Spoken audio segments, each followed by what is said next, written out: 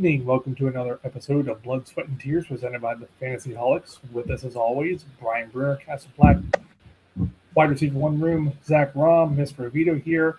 Tonight, we're doing a first mock draft of the season. We're going to break down a clash of the rookie wide receiver Titans. Titans, like Clash of the Titans, hopefully not going to the Titans because nobody wants to see that. Gentlemen, how is the offseason treating you so far? It feels so weird. It feels like the Super Bowl just ended, and usually it feels like there's a giant lull in between things. But then it's all of a sudden, the combine starts in 2 days, and then you're going to have buzz from that, and then you got free agency starting a few weeks after that. Then you're going to be leading up to the draft. Like, it just feels like this offseason, it could be me, it just seems to be going so much quicker than previous years. Like, there's just so much more happening in a row, which I like. So for me, I take a pretty hard break from especially my dynasty leagues right after the fantasy playoffs end, and just kind of enjoy football. But had a couple days off here, and I rolled over. So I commissioned, I think, 12 or 13 leagues. And I got about half of them rolled over in the draft order set and started making, going through all my other leagues that have already rolled over and started making the inevitable cuts that I need to make to get there on the roster size and get ready for rookie drafts. So I'd say that's probably the most interesting thing I've had to do is, the tough cut, so to speak, because if you have 3, 4, 5 players on IR from the end of the year, they're not IR anymore. So you gotta get rid of them. Yeah. Then it's like, are they worth dropping, or is there 5 people on your bench that you want to drop? So I lost a lot of shares of who are some guys that I was dropping. I cut a whole lot of Austin Eckler. I cut a whole lot of like Ty Johnson, who I rostered in a crazy amount of leagues because he was, he looking going into last year, he was getting some work. He was almost like you could use him as like standalone value. But then this year, him and Ray Davis were just both completely useless. They were just dead weight whether you were rostering them just to roster them or you were carrying them because you had James Cook. They served like zero value this year. So cut a lot of him. But yeah, that was my first delve back into the dynasty world and tending to my leagues and whatnot. So still got plenty of that to do. Yeah. It's fun stuff. Yeah, it's fun to try to log into the leagues and find that player that's on waivers. Like, how in the world was that guy on waivers? He was dropped like week 4 or 5, and everybody forgot and everybody overlooked it. I like looking back through the leagues, like trying to find that one hidden gem that everybody's overlooked, or a rookie everybody gave up on, or maybe an injured player that should have been on IR. But if you're in a good league, that player should have been stashed. But I don't guess. Yeah, almost all leagues have big benches, so there's definitely not a ton floating around on waivers, especially this time of year when people are still carrying guys on their taxi and guys in the IR and the whole bench is filled. So you definitely got to keep an eye on it, though. You're right. It just random dudes that have waivers that shouldn't be there, so you can get some free money this time of year. Most of my leagues have waivers locked and closed for the foreseeable future. So you see a lot of people dropping and stuff, but a lot kind of hold it off until after the rookie draft or such, just to allow people to actually be able to take a break, or do rolling waivers, do it once a week, so you don't need to get your claims in immediately for the next morning. It's waivers run once a week, so people have time and can kind of relax and not push it. So I kind of like that myself. One, because I love diving into rookies and being able to focus on that and not worry about all my leagues.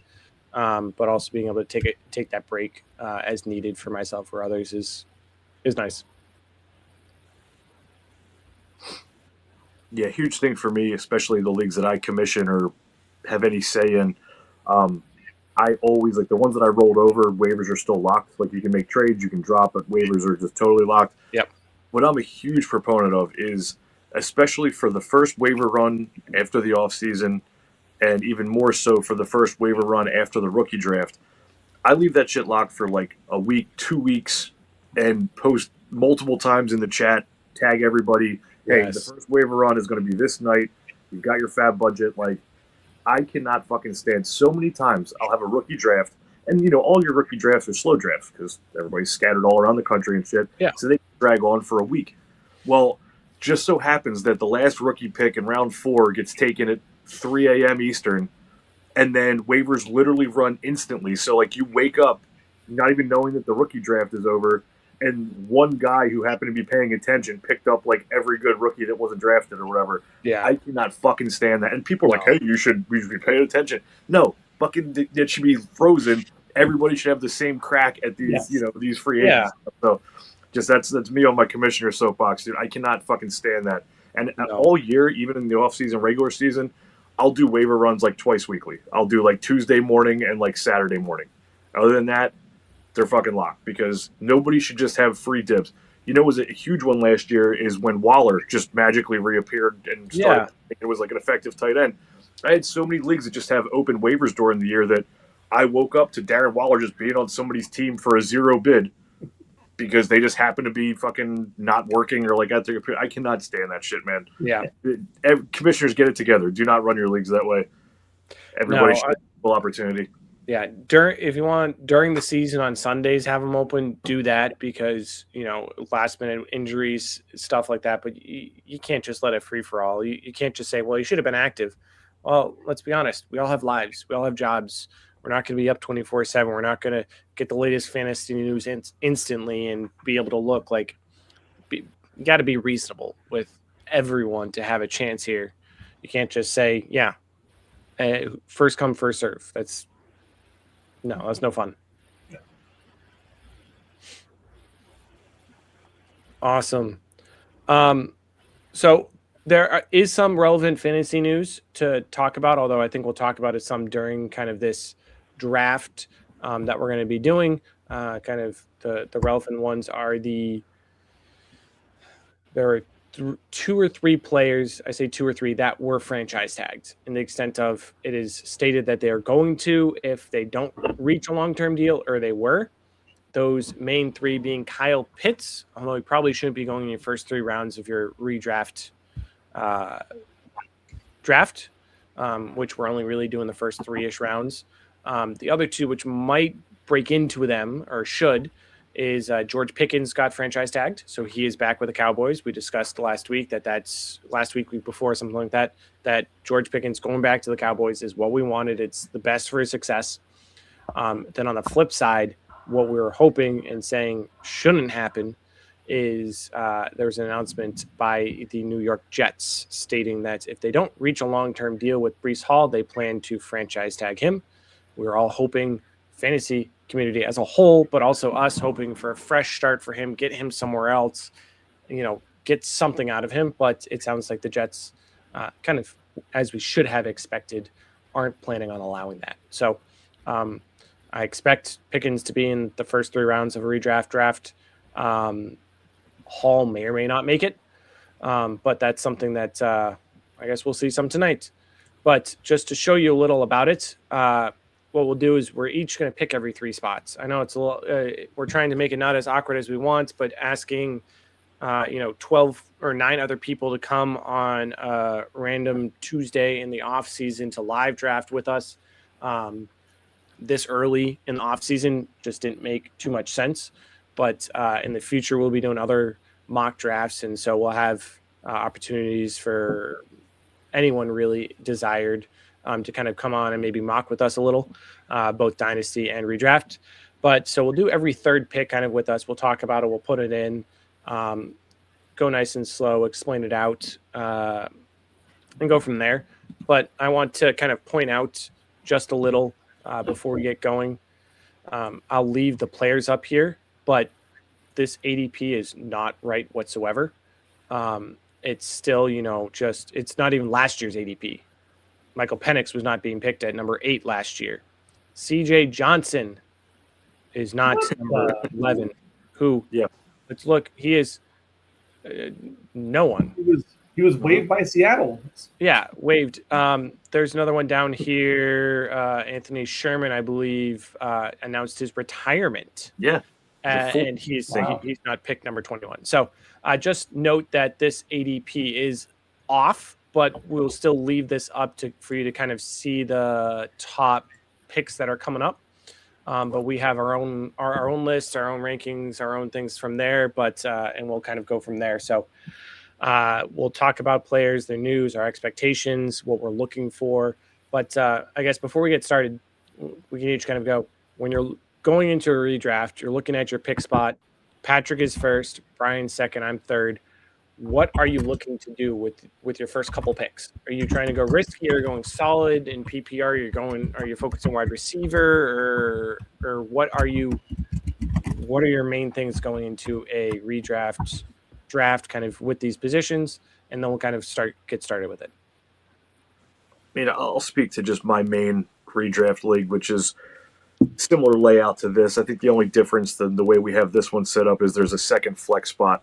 My redraft league is single quarterback, 2 running back, 2 receiver, 1 tight end, 1 flex, and full PPR. So just in general, wide receivers in warp and just, fantasy points in general have the edge on running backs. This last season was a little weird with like the wide receiver down scoring, but I much prefer to lock up at least one stud wide receiver with my first pick. Now, picking this high, like if I had the 101, I think I'm taking Bijan, and then I'd probably look at like the 3 or 4 best receivers. So depending on what happens at 1 there with you or with Patrick, and maybe I end up with Bijan. But I like locking up the receivers. I feel like you can get decent running backs with your second pick, with your third pick, whatever, 5th pick. Fill in, hero. I'm a big fan of hero RB for redraft. Yeah. Just give me one good running back in the first 2 rounds, load up on receivers, and then get me some other mediocre running backs. Just kind of fill in the second spot. Javonte Williams was perfect guy for that for me last year in my redraft league. He was a 9th round pick for me, and he was basically my starting running back all year because I went like kind of a 0 RB thing last year. But yeah, I mean, you got to look at the board. You got to let it come to you. Don't reach for anything crazy because you're only really fucking yourself over to do that. And best player available generally, but I love getting receivers, high end receivers in PPR. Yep.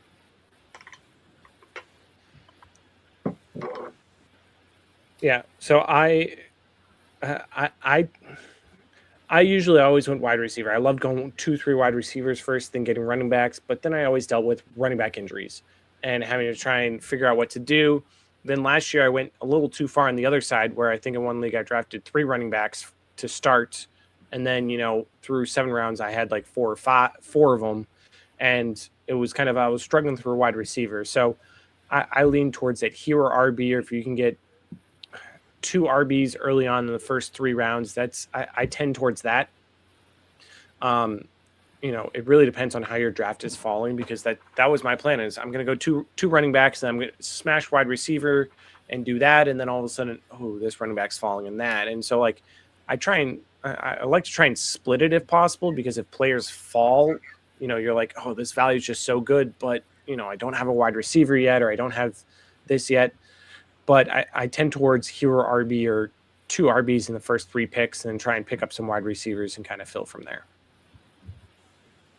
Yeah, if I'm picking in the top 5, I probably have to go running back, because it felt like, Justin Jefferson was a set it and forget it wide receiver. He was quarterback proof until he wasn't. And Jamar Chase is an amazing once in a generation player, and he's so talented until Joe Burrow gets hurt. And then it felt like the sure things at wide receiver weren't a sure thing. Running back's kind of cool again. 0 RB appears to be dead. Hero RB, if I'm in the top 3 to 5, I feel like I have to go running back there. You can get 2 receivers coming back through the second and third round, and that early bell cow running back, I feel when it comes playoff time, weeks 10 and on, you need that difference maker, bell cow back that's a focal point of the offense, or it's a glaring weakness at such a important position. Yeah. Awesome. So we're just going to go ahead and get started. We'll talk as much or as little as our picks kind of go through and just see what happens. And then after that, we got some rookie wide receivers we're going to talk to you about. What, Brian's going to share with us as someone who's taking a break from fantasy. He's going to tell us what he tends to look for in rookie wide receivers. Then Patrick and I are going to talk about too and get Brian's thoughts. So we'll get going with this mock draft and see what happens. And then we'll go from there. So we don't have a clock on this just so we can talk and do what we need. But Patrick is up first. Yeah, like Brian said it earlier, Bijan's probably the first pick. I said you need a bell cow back at one. The player that finishes first at their position rarely repeats, and the player I'm taking has never finished first at this position. The Falcons might lose Tyler Algier. They've got Kevin Stefanski and Tommy Reese, a new coaching staff that could replicate the Cleveland Browns running game that they leaned on Nick Chubb, they leaned on Quinshon Judkins. I'm taking Bijan first. There's too many other question marks at is Saquon fading? Is Saquon going to have like that kind of beginning of the drop-off year? Like I said, Chase and Jefferson have some quarterback questions. Will Joe Burrow stay healthy?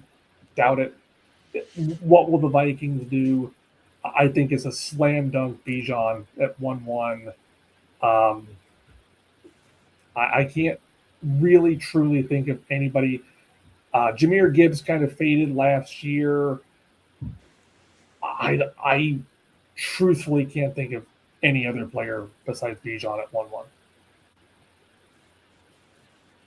Yeah, I'm with it. I'll be doing the same thing. I think he'll probably be just a clear 101 all off season. Most places you see. So here I'm looking. Personally, I'm just really only torn between two guys, and that's Ja'Marr Chase and Puka. I'm going to lean and pick Chase just because I think he has the ability to have one of those insane seasons like he did 2 years ago where he wins the Triple Crown, and that season is better than anything Puka's ever done. Not that Puka is not awesome. The other thing is I worry about Puka's health. I don't want to say Puka's been injury prone or like unavailable because he's played the majority of games for his career, but he has missed a little bit of time. And I think that Ja'Marr Chase was phenomenal even with Joe Flacco. So if they have to bring somebody else in, I think Chase would still be high end, whereas if something happened to Matt Stafford, I don't even know who their backup would be, but that could be a sketchier situation. But if anybody left Puka over Chase, I wouldn't fight you on it. If you like JSN from what you saw last year over Chase, if that's your flavor, I think all those guys are kind of interchangeable right here in this pick 2 spot. Yeah, you read my mind exactly as, Bijan got taken. I'm like, okay, who am I looking at? And I was looking at Chase or Puka. I was the one saying last year, fade Puka, Devontae Adams is there. In reality, Devontae Adams did great, but Puka did amazing things too. It wasn't that Adams took away, it's that they both elevated each other. And there's some injury concerns. Stafford just had an MVP season and such, but just with my expectations and such, I've always been out on Puka, and I just had the feeling that now's the time. Keep riding that train, and talked all this time about. Oh, I'm so sorry. Here I am. Let me fix that real quick. I did not set that to happen, and it just went right ahead. That was pretty wild. Yeah. we'll keep talking. But yeah, I think Puka's definitely the way to go for the future. Yeah, man, he is awesome. He just gets hyper targeted. He's just definitely has the dog in him. I'd be very happy to have him in any format for sure. Like I said, just between him and Chase, I just lean Chase ever so slightly. And then I guess we can bring this up too. What we're going to do is once we turn the auto draft off, we're just going to control every third team. So with these picks, 4 through 12, we're just going to say who we want for that team, manually assign it, and that way we can kind of draft it as if we're each picking a team from scratch here. See how you would approach it and all. So this is going to be Patrick's first pick for this team. Yeah, I've got to go Barkley here. I think Barkley has one more good season at this spot of the draft. I feel like I said, Jefferson's a little iffy. Gibbs didn't play great last year. We have no idea what Ashton Genty's going to do with a entirely new staff in Las Vegas. I was thinking St. Brown or Barkley, but I'm going to go Barkley and hope that the new Eagles offensive coordinator can call some better plays than they did last year. Brian can give us a dissertation on poor Eagles play calling and a poor Eagles offense. I think it's a get right season for the Eagles on the back of Barkley, and picking this early, I would want the safety and the security of Barkley. He's going to get the Giants, Cowboys, and Commanders 6 times this year. So I feel like that's probably the safest, one of the safer picks to be a contender come playoff time. I would go in running back top 5 with running back with the 2 picks of my 2 teams in the top 4. I think Barkley has a rebound year, and so does the whole Eagles offense. Yeah. Just looking at it, it seems like the middle to late first round is just going to be a running back run. It's going to be the first round this year just feels like it's going to be majority running back. The Lane Johnson, all-world right tackle for the Eagles, did announce that he is going to come back and play this year, which is huge. He's still very arguably the best right tackle in football, and you could see they were once he went out for the year, they just did not look the same. So Barkley could definitely have a bounce back year. I don't think we'll see him go this high in redraft season. I think most people are going to take probably a couple running backs, like Gibbs almost will certainly go over him in most leagues, I'd assume. But you're not wrong. He could very well have a big bounce back year if this new offensive coordinator they bring in just kind of changes up the system and it's not such safe bullshit and they get a little bit more creative with the run game. Barkley's awesome. He's as good as any running back in the league, but it was just kind of unfortunate circumstances left and right for him and the Eagles offense this year. So with him going off the board and this being my pick here, I would go with JSN pretty easily. I think he's proven that he's in that upper echelon with very well. If he outscored Chase and Puka this year, nobody's going to be shocked by any stretch. I mean, he had a phenomenal season last year, true breakout. So I think he's a pretty easy pick here if he's still on the board at 5. Yeah, and I'm sitting here happy at the 6th spot thinking, okay, I want an elite running back. I want someone who can pass catch. I want someone who just will do well in that regards. And I'm looking immediately at Gibbs and A-Chain, kind of in my regards. Gibbs, A-Chain, I guess Jonathan Taylor, James Cook, just a slight tier below. But I'm thinking when you look at PPR, I think Devon A-Chain just catches so many passes. You look, Tyreek Hill just left, but also Mike McDaniel's left there. So, like, what's really going to happen in Miami that it gives me a little hesitation for A-Chain. And at the 106, I'm very happy to be taking Gibbs. Just he's got a good floor. Sure, he faded a little last year, but kind of that whole Lions team just seemed to deal with injuries all around. That I expect Gibbs to bounce back this year, and very happily having him at the 106.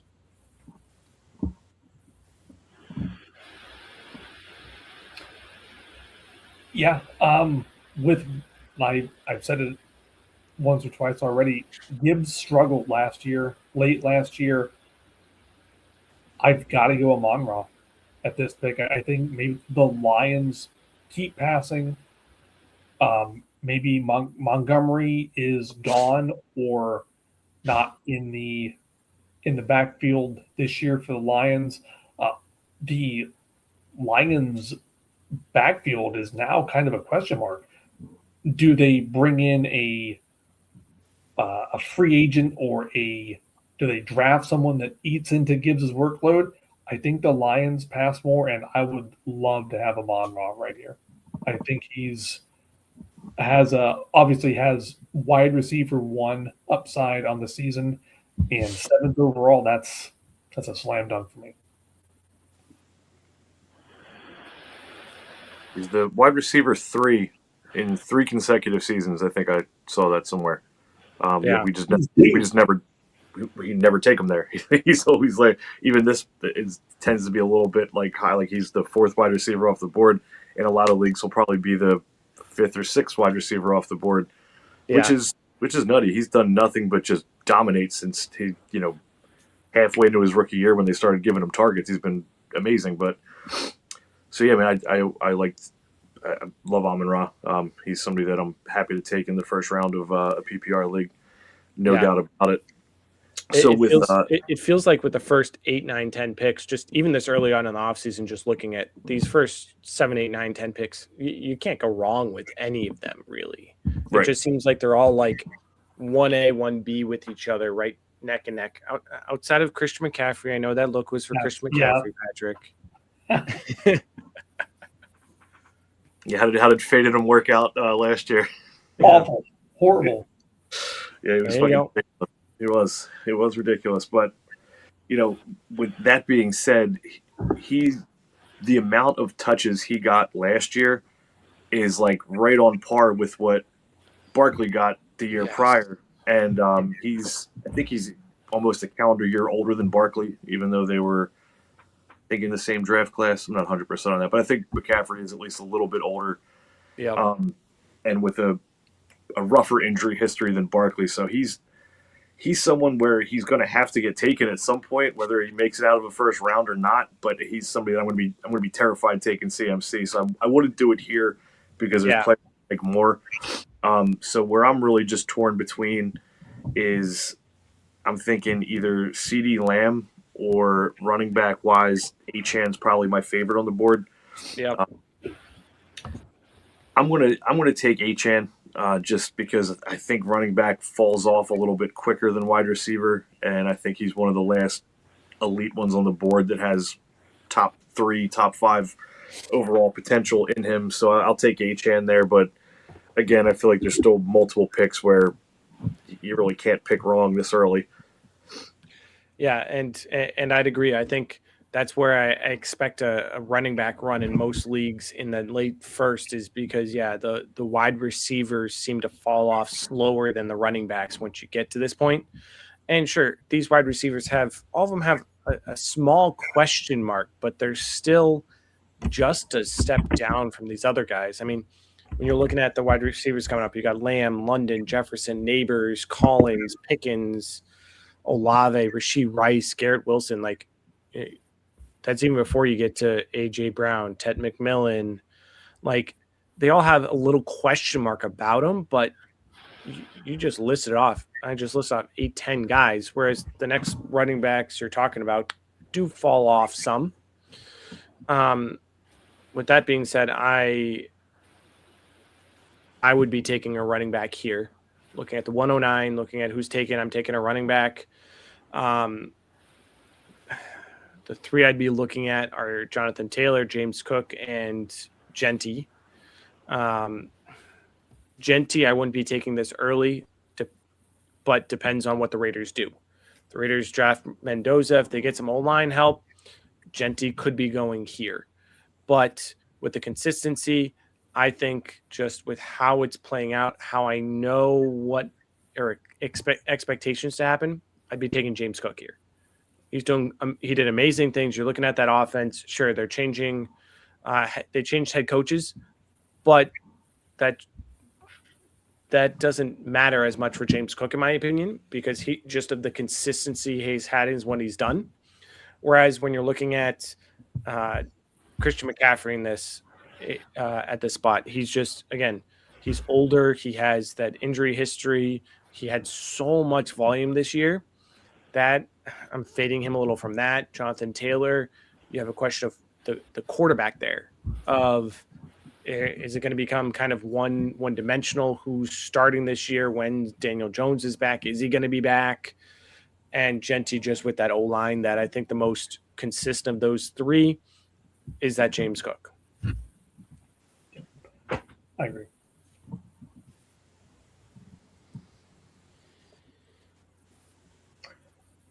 So yeah, with this next pick, I'm pretty torn. Jonathan Taylor feels like the pick here, but what if the Colts don't re-sign Daniel Jones? God forbid. And they're rolling into the season with Anthony Richardson and Riley Leonard, and Alec Pierce leaves, and Michael Pittman is broken. I really don't like Jonathan Taylor here. I know it's February,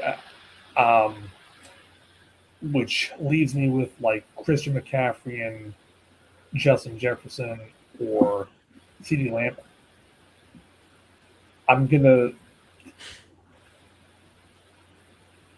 I'll take CeeDee Lamb here. I'm gonna bank on George Pickens not keeping it together for 2 consecutive years. The Cowboys defense not being very good, and the Cowboys just scoring and scoring and scoring. At this pick, you can kind of gamble because you're up again pretty soon. You can see how the draft falls, see what's left, what's available. I love a good back-to-back pick or 2 picks that are pretty close together. I think Lamb has a lot to prove too. He missed quite a bit of last season with ankle injury and kind of overshadowed by Pickens for a while. CeeDee Lamb might not like being a 1B, and we might have like a alpha CeeDee Lamb season upon us. Yeah, that'd be very interesting to see. So before I pick, I just wanted to point out that I wanted to do it this way where we each are controlling a team rather than just have it auto draft and just fill out the top 36 picks, because just the human element of it with all these picks we just made, like, Patrick just took CeeDee Lamb with that pick. When it gets back to him here, that factors into his next pick that he already has Lamb on the roster. He's not just automatically taking, the best player there. So I think this is a more realistic way to look at how a mock will actually play out. Or obviously we're still in February. We didn't get free agency and rookies yet. Things will definitely adjust, but I feel like the top 36 picks or so are pretty set. I don't think too much is changing with any of these guys. Maybe one of these teams randomly drafts a high-end rookie running back or something like that could throw a monkey wrench. But I think this will stand up pretty well even as we get into in the draft season. So now that I'm done rambling with that, what I'm looking at here is I think this is too early for Jefferson with the unknown with quarterback there. The upside for Jefferson is when it wasn't McCarthy, when it was Wentz. When it was a shell of Carson Wentz. That guy was so injured. He was just like a fucking corpse out there by the time they finally let him go on IR. But even with injured Wentz, Jefferson was still serviceable. He was 15, 17 points somewhere in that ballpark, averaging for those 5 games that it was Wentz. So it's still just a little early for me for Jefferson. Neighbors is in consideration, but coming off the major injury, I don't think I want to risk my first round pick I like to be safe with. I don't want to take a gamble with my first round. I'll start gambling in the next couple rounds, but I give me a cornerstone piece. And I think for what's on the board, for what we're looking at, I think I want to take Genty here. I think that they're just going to really key him in, be a huge part of their offense. They'd be smart too. He didn't have the greatest rookie season, but I think with them bringing Mendoza in, him Bowers will just be the complete 1A, 1B, and just give me the volume and the youth. And I'm high hopes for Genty this year. I think he might even end up falling a little farther than he should, just because people have a little bit of a bad taste from what he gave them last year. Yeah, and as you mentioned, rookies, this is a round where people will probably be considering Jeremiah Love. Right. He's Rookie Beaver. Yeah, he's widely considered the 101 in most dynasty drafts, no matter the format, unless it's very, very quarterback heavy. Many would expect, especially if he goes to the Chiefs, I would expect him to jump to the 107 to 10 range, with people expecting him to do amazing things there. Now, I wouldn't do that, but I bring that up for these next two picks. I'm looking at it. I'm thinking, okay, I'd love to get a strong running back and a strong wide receiver. That opens up my next turn. I don't have to focus anything. I can worry about where the board falls rather than trying to fill positions, because I'd hate to do two wide receivers here or two running backs. Then the next 3-4 turn, all of a sudden, if I go two wide receivers and then two wide receivers I think will do great are falling, I have to either skip out on what I see to be very valuable capital or a value pick because of that. So at these 1-2 turn, I'm trying to go for a wide receiver and running back. And I talked about him as my last pick, Jonathan Taylor. I don't think the Colts are gonna ride Riley Leonard or Anthony Richardson out without a backup plan. They're gonna get a Daniel Jones. They're gonna trade for a Kyler Murray. They're gonna do something besides. Okay, Murray's better than Richardson. Yeah, but I mean, they're going to do something besides Richardson and Riley Leonard that gives me hope for Jonathan Taylor, that I like him here. And then I'm looking at three wide receivers to do this back-to-back with. Drake London, Justin Jefferson, Malik Neighbors. All of them are good. All of them have a little bit of question mark. Neighbors is coming off that injury. London missed a few games this year. Justin Jefferson has a quarterback. That makes me immediately knock off Jefferson here. I don't like that. I don't trust him. Now, again, if this is a week before the regular season, we know what's happening with that quarterback situation. If they have someone else in, or if they bring someone else in that is likely to overtake J.G. McCarthy early on, I might consider Justin Jefferson here. But so that for me leaves it between Neighbors and Drake London.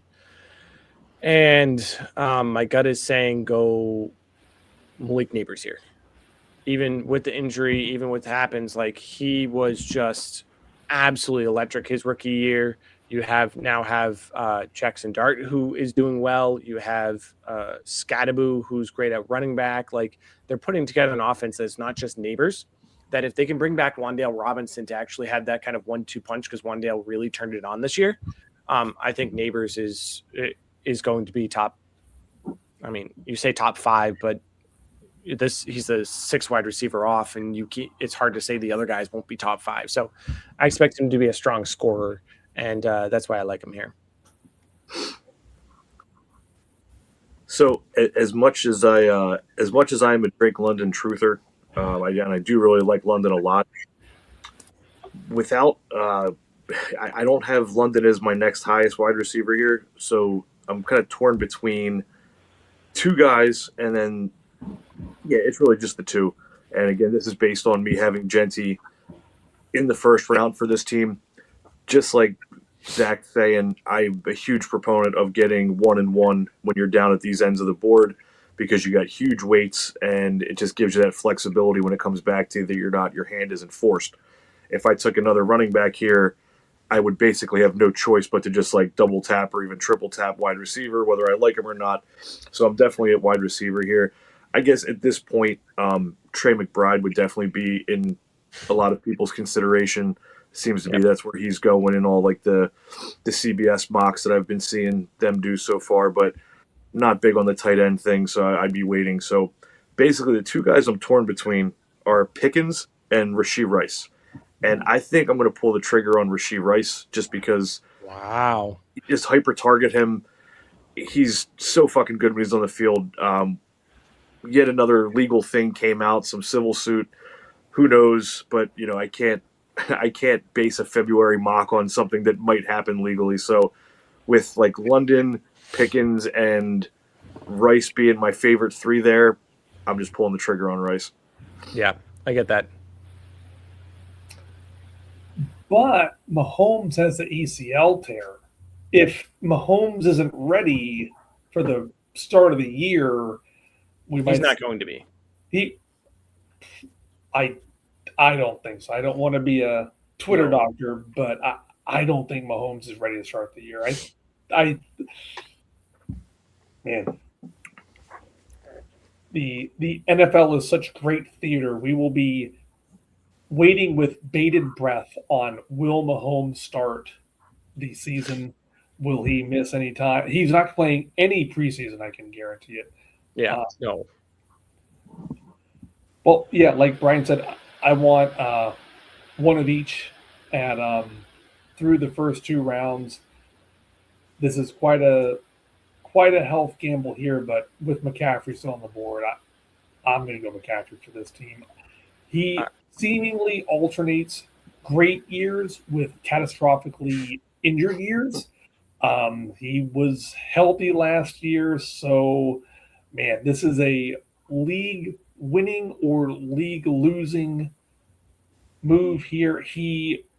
His rushing yards were not great for a majority of the year. I think he only had over 75 yards rushing like 5 or 6 times, but the involvement in the passing game is just second to none.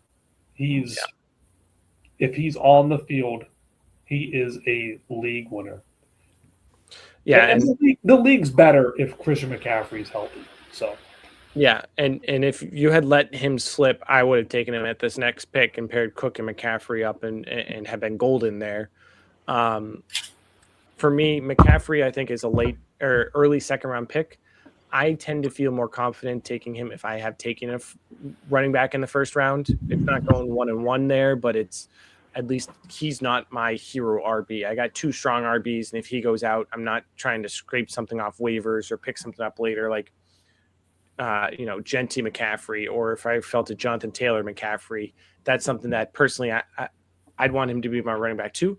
I mean, I remember a mock last year where I had McCaffrey picked as my 3rd running back in a Fantasy Holic mock where I took him in the 3rd round, and I felt phenomenal about that. I wish I could have played that team out because that would have been great to see. But here with James Cook, really running back wise, you're at a tier break after McCaffrey, kind of depending on how you feel about it. Derrick Henry. You got Derrick Henry coming up. You got Amarian Hampton, Chase Brown, Breece Hall, Josh Jacobs, Kenneth Walker, that Bucky Irving, Kyrie Williams. Like, they're all good running backs, but it just seems that there's some elite wide receivers still on the board that I'm okay waiting for my running back too, where I'm looking at, again, London, Jefferson, Pickens, and I have a hard time taking Pickens over the wide receiver 1 on the team, London, who has done great things. That I'm here. I'm debating, or would be debating, with London and Pickens here, but I know the Cowboys are going to have to throw a ton. I know that's going to be what they need to do. Pickens has a chance. I think he regresses a little. That I'll take London here.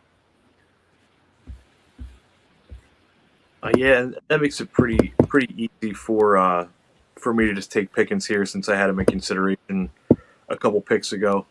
Definitely my favorite wide receiver that's left on the board. I will say this, now that we're kind of in the middle of the board, I'm much less opposed to, or much more inclined to like double up. I could have taken a running back there, and I think it would have been not as not painted me into a corner as much as when you take one on the a double tap position on the far ends.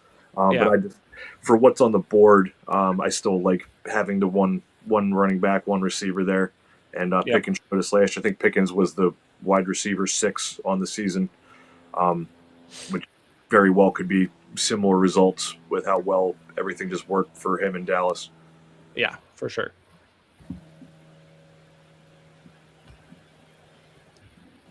Man, it's tempting. I'm a huge Justin Jefferson believer. I would love no other to go St. Brown and Jefferson here, but man, Trey McBride, a tight end sucks, but tight end it's like Boardwalk and Park Place. If you have just such a clear cut advantage at a one-off position, I'm taking Trey McBride here.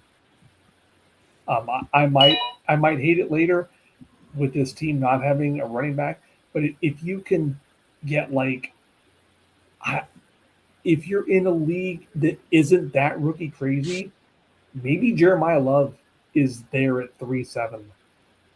Maybe like a Chase Brown or you might be able to get this team would have to go running back the next 2 picks, but in a PPR format, it could be the league leaders in catches, and that would be an awesome start. That'd be a tough team to beat. See, I was about to go Trey McBride with Gibbs because for me, like running back falls off more. We talked about that some. I would feel more confident in wide receivers later on. That if I'm taking McBride in the mid-second, I'd kind of want that star running back to kind of hold it down instead of waiting. But very good point where Amon-Ra and McBride have a good chance of each leading the league in receptions at their position, which in PPR, huge for what you're doing there. Which again makes this pick with Gibbs very tough, just with who is here, what potential is there player wise. Which, yeah, I mean, just looking at the board, looking at what could be done.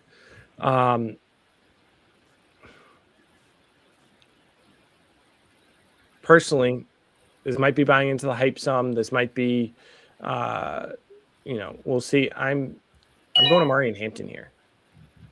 I think with, there's that hype of the Chargers offense is finally going to do well this year with what they have. It's getting close to the Cowboys saying it's going to be our year type thing. Like it's going to happen, but it's not going to happen. But, coming off injury, it looked explosive. He did some great things. I expect him to be a top 10 running back this next year. And just kind of seeing Gibbs, Hampton, I don't have to worry about the running back position. If one falls, I can take it for my flex. But there's this depth at wide receiver that I feel like in the 3rd, 4th, 5th round, I can get two of those picks can be a wide receiver, and I'll be happy with that. There are some great running backs still on the board, great wide receivers still on the board, but I like Hampton here. I was definitely taking Hampton there to pair up with JSN. So that's definitely a solid pick there. I think Hampton's probably right around where he was going. For whatever reason, if neither of you guys took McBride in those last 2 picks, I would have also just taken him here. not even so much because I really want to have Trey McBride, but I think that also keeps this draft board similar to what we're going to see in August, because McBride's definitely going to be somebody might even take him in the first end of the first round or at the 1-2 turn. With how incredible he was last year. So with McBride off the board, with Hampton off the board, looking to pair somebody up with JSN. I think this is probably the range where you're going to see Justin Jefferson go, especially if we get any type of positive news on the quarterback side. They bring in a veteran, they trade for like a fucking Jacoby Brissett or just like a serviceable guy, something along those lines. I think Jefferson warrants being closer to the first round value again. So Agreed. I'll go ahead and take Jefferson here, pair him up with JSN. Gives me 2 really good wide receivers to start my team in a PPR league. So Not mad about that. And yeah, Zach just said it, man. I was just scrolling down pretty deep through running back. This is a big, broad tier of running backs that I'm perfectly okay having one of them as like my anchor behind two good wide receivers. We'll stop here for a second, Patrick. I'm going to stop you just so I can show everyone this broad tier of running backs that are available here at this point. So we're looking at 2, 4, 6, 8, 9 running backs off the board. This broad tier running backs: Henry, Chase Brown, Breece Hall, Josh Jacobs, Kenneth Walker, Bucky Irving, Kyren Williams, Travis Etienne, Javonte Williams, who did just get re-signed by the Cowboys, Quinshon Judkins, Jalen Warren, Cam Scadaboo, Henderson, even Swift did well last year. RJ Harvey's down there. So there's a long list that you could nitpick something for each and every one of them, but that is such a broad tier of, you could pick any of these guys really above the other based upon how you are feeling. So if you're okay with, I'm okay with any of those guys, go ahead and wait on those and get that other position that you need at this point, because there's just so much available there. Of that was 10 running backs I listed that this next pick could be any of those 10, depending on how you like them.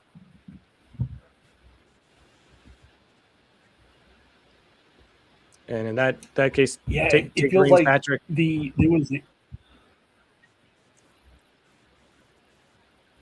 is a tough pick. There was, the running back dead zone is typically like round 4 to 6. This kind of feels like a dead zone where you don't want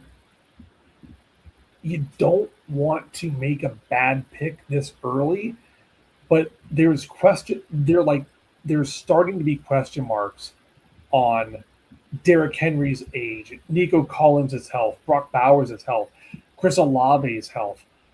Is Chase Brown really a bell cow back there? This is like the question mark tier. There's less safety from here on out.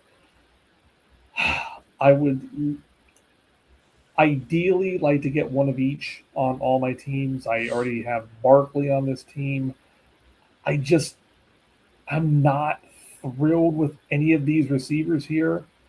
I think Derrick Henry has a little bit left, and Barkley and Henry could be a phenomenal duo come playoff time. So I'd take that Derrick Henry here. It could suck. It could be a catastrophic failure if the Eagles' offense still sucks and Derrick Henry has hit a age cliff and the Ravens are just not who they used to be without John Harbaugh. But the ceiling is the roof. That could be a league-winning backfield. It could be a last place league punishment, sit in Waffle House and have 50 waffles kind of crap team. Yeah, for sure. Those two could do great things, or they could not do so much. So as mentioned, there's a big running back tier at this point that I'm okay taking one or two here and kind of fluctuating who's my wide receiver 1 or running back 1 or 2. I think this is the latest you're going to see this player go in mock drafts or in your redrafts. I'm taking the risk. I'm taking Jeremiah Love here. I'm looking at he's the 101. Most of the time, he's probably going to be taken in the 112 to probably 204 range. I think that it's a little high for him, but when you're looking at it, he's the 11th running back taken off the board. And even when you look at Gibbs, Bijan's rookie year, it took a little time to get going, but they still did finish wise. They still finished high, maybe not as high on a point per game, but they still did well enough and were serviceable that I think the way I'm thinking about it is if he get, we'll know landing spot then, but a great landing spot, he has potential to be elite, top 10 scorer that I'm okay pairing him with any of these other running backs we mentioned in the 3rd or 4th round to have a 1-2 duo and be happy with that. So I think this is. I don't think you're getting love at the 210 in any league. I think he'll be gone by then. But I'm happy to pair him with Puka just for the consistency Puka will give me. I'm okay with that risk of Jeremiah Love. You're right. This is probably later than he'll even go once he's on an NFL team. He'll probably be more around where Genty was going last year at the turn. Yeah, maybe early second. So yeah, it's perfectly good value there.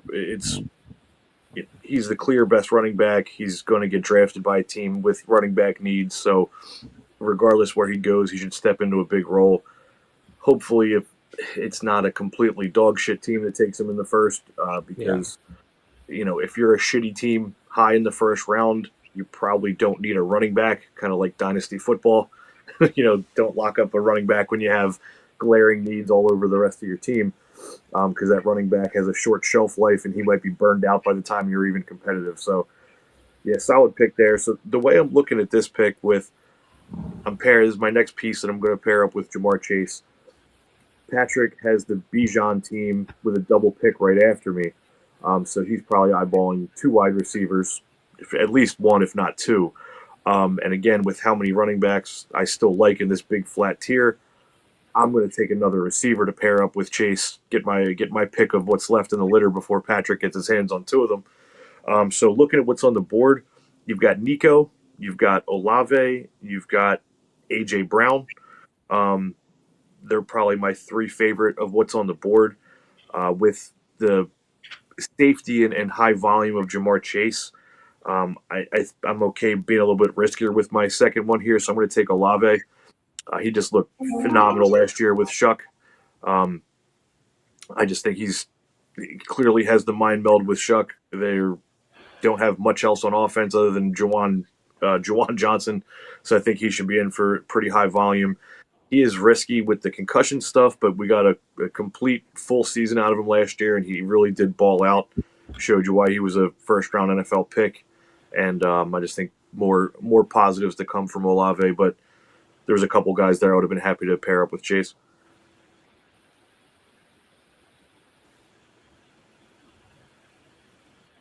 Yeah, it was good to see Olave get a full season under his belt in a decent situation. It could only get better for him. Yeah. I'm going to go back to something you said, Brian, real quick before I want to show everyone the wide receivers, since we did that with the running back some, is you were looking at Patrick and said he took Bijan. He's taken at least 1, if not 2 wide receivers. If I want a wide receiver, I need to take it now, and I'm okay with what running back comes around to me. Is that perfect way to think about that turn? Or if you're 1 or 2 picks either adjacent or right around that turn, is look who's ahead of you saying, okay, he's going to take at least 1, if not 2 wide receivers. I'm taking one now because I'm going to end up taking one in the next round, but I'd rather take that. Like, that's a great way to think about it and to keep in mind when you're doing these drafts, dynasty or redraft type of thing. But I want to show the wide receivers that are on the board. I sorted it by points because ADP just is all out of whack right now. So kind of big players left or big names left. Nico Collins, Garrett Wilson, but he has an injury, and who knows who the Jets quarterback's going to be. Ty Simpson. That would be very interesting. I mean, Fields is still on a year deal there that they're paying him a good amount of money. So who knows what will happen there. Zay Flowers, A.J. Brown, and Devontae Smith are there. Jameson Williams, T. Higgins, Ted McMillan. You're talking about some lower-end NFL team wide receiver 1s and high-end NFL team wide receiver 2s. Then you got the guys that fell off a little. Ladd, DK, Burden, who's coming up, Igbuku, who's coming up. The first rookie wide receiver in Tyson. He should really be a 4th, 5th round pick. So, but you're looking at guys with a lot of question marks, but then still some good guys that are here. Even Devontae Adams, you go down some. He's not projected as many points. Rome Odunze is down here. Marvin Harrison Jr. is. So you're still looking at guys that could sneak into that first 3 rounds because the projected points is not necessarily what some of these guys are. I mean, they're only projecting Odunze to have 9.8 points per game, which seems very low. Same thing with Devontae Adams. So it's a broad tier that we have available here.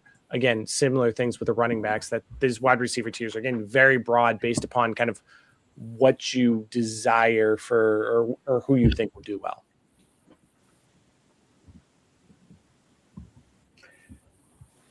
So yeah, this team has the luxury of, I've already got my hero RB locked in.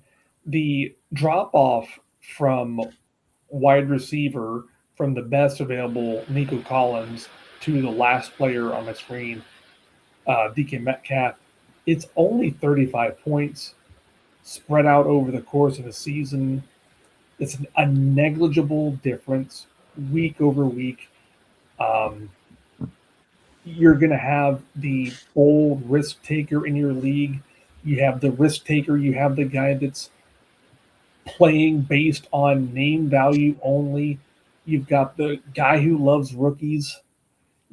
There's no telling where your league can go. So, with that being said, could I possibly get the top 3 at every position? I'm back to back here, right? Mm-hmm. Yeah. Give me Josh Allen and Brock Bowers. I could be sitting pretty with the top scorer at those 3 positions. Yeah, I worry about Bowers some.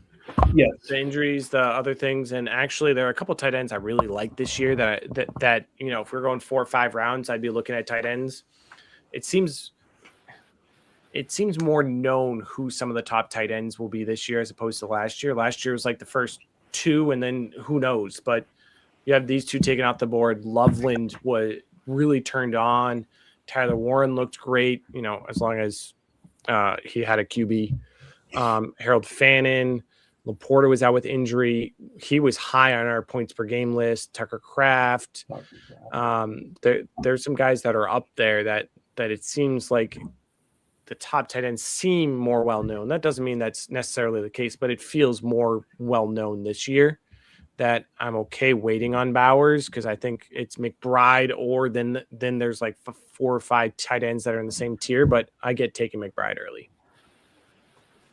And I was wondering when the first quarterback would be taken off the board too. The Bijan Josh Allen duo, that could be just not fair. Yeah. Yeah, man. I did something similar in my redraft league last year. I was at the 12, had the 12th pick. I double tapped receiver, and then when it got back to me, there was still no quarterback or tight end taken, and the running backs had gotten shredded. So rather than taking a mediocre running back at that 3-4 turn, I took Lamar Jackson and Trey McBride. McBride worked out wonderfully. Lamar Jackson, not so much. Oh. But I get the thinking there, and then I just filled out. It was like a true 0 RB build. It ended up being like Javonte Williams and RJ Harvey were kind of my main 2 guys the majority of the season, and where I got 3rd place. I should have made the fucking finals, but is what it is. So I definitely see her thinking there. It's taking 2 of the top guys at their position. With this team, I've got Ja'Marr Chase. I've got Chris Olave. Obviously looking at a running back at this point, and there's still some really solid bell cow type running backs on the board. Of what's there, Chase Brown's enticing, but I'd kind of rather not have Chase and Chase Brown on the same team just in case the Bengals implode. So I'm going to take Josh Jacobs for the top running back for this team. Before his injury towards the end of last season, he was like the running back 5 on the year. Josh Jacobs was awesome. He was as good as he's ever been. And then what really killed you is he got hurt, but they kept rolling him out there, getting you a 2-point game, a 4-point game, and it really just fucked him over as far as his like season average and overall points. Kind of left you with a bad taste in their mouth. But Josh Jacobs was phenomenal until that injury, so I'm happy to get him behind 2 high-end receivers for that team. Yeah, and I can't fault you there. I'm here looking at. I want to take Chase Brown, but also Nico Collins has fallen this far and Garrett Wilson has fallen this far that we're looking at, I mentioned that big wide receiver tier, but that running back tier is still wide open. And I feel like Nico Collins is a little bit a step ahead of above everyone else. I think the Texans have to address that offensive line, give Stroud more time. I think Stroud regressed last year, but I think he's going to have he's going to do much better. He's going to be better than last year. So I really like taking Nico here. Initially, I was thinking, I'm going to take a running back coming back around so I can pair a good running back with Jeremiah Love. But then Nico fell, and I'm looking at this big running back tier that I'm okay waiting on that second running back because whatever running back I take now versus a wide receiver in the fourth is going to get me less points as a duo than Nico and whatever running back I can take in the fourth. So I'm looking for running back in the fourth round now, but I think Nico fell a little too far that I'm taking him there.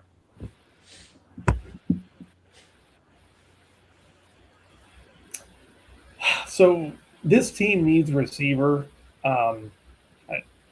Definitely not going quarterback or tight end on this team. And one of the top players on the board is Zay Flowers. And I'm trying not to get too drawn into like off-season theories about the new Ravens coaching staff with Jesse Minter and the offensive coordinator, Declan Doyle. Doyle has a very good pedigree. He's not quite the Sean McVay coaching tree, but this Ravens offense, receiving-wise, could be something that we haven't seen before. I'm going to double – give me Zay Flowers. I think Flowers has the best potential of the players in this tier. The Jets aren't going to get any better. I feel so bad for Garrett Wilson. Brian can speak to A.J. Brown better than I can, but Hurts passing game isn't always great, and Brown kind of is or isn't involved from week to week. I really like Flowers here. I think he could have the best year of his career. And the Ravens offense could be something that we haven't – it's something that we haven't seen before. I mean, Flowers finished really high last year. Statistically, he was like a top 10, top 7, 8, something like that overall. So that was definitely the best year of his career. What the Ravens look like this year, anybody's guess. We shall see. I personally would have A.J. Brown over Flowers. And to that point, I honestly wouldn't mind taking A.J. Brown and just starting three wide receivers for this team. Which, in a PPR league, if I'm looking at this like my redraft league, if I could start JSN and Jefferson at 1 and 2 and then A.J. Brown in my flex every week, I don't mind that I'm going to be weaker at running back. But, that being said, you look at the running backs still available, and I think Chase Brown is a game changer. I mean, he's getting all the work there. He's been fantastic for fantasy. So I'll take Chase Brown on this team, but A.J. Brown was in very strong consideration. Yeah, Chase Brown was in consideration. I would have taken him with Jeremiah Love there on the third pick if Nico Collins didn't fall. So I agree. I think Chase Brown he gets a lot of receiving work too. He had 88 targets last year. Like, he's going to do it all in a PPR league, and I think people might be down on him because of how he started last season. It was just an incredibly difficult schedule for them defensive wise of who they faced. Plus, with Burrow out early, like, they were trying to recover, and it just he didn't have that chance to succeed like he could have. And I think he might be being undervalued. So I'm like, I would have Chase Brown over Josh Jacobs personally. But I get the flip depending on what you need. But looking here, 6th spot, got Gibbs, got Hampton. Really looking at a wide receiver at this point. I mean, again, big tier of running backs. I don't need another running back, wide receiver to at least have someone towards this elite tier. And I think there's 3 players in this next wide receiver tier before it drops off, that being Garrett Wilson, A.J. Brown, and Ted McMillan. Garrett Wilson, at this point, I'm not taking him this high just because of the unknown at quarterback. Yes, Jalen Hurts is not the best thrower of the ball. He's better than anyone that the Jets have lined up for them right now. Way better. So, in that extent, while Garrett Wilson is up there, it would be between A.J. Brown and McMillan for me here. And I think you got to go with A.J. Brown. Just with what he's done. I mean, McMillan did well last year. I think he finished number 16 or 17. He did well, but just with the unknown at quarterback there, sure, Brown disappeared later in the season some, but that's not going to happen every week. He's still going to do some great things. A.J. Brown is where I'm going with that for sure.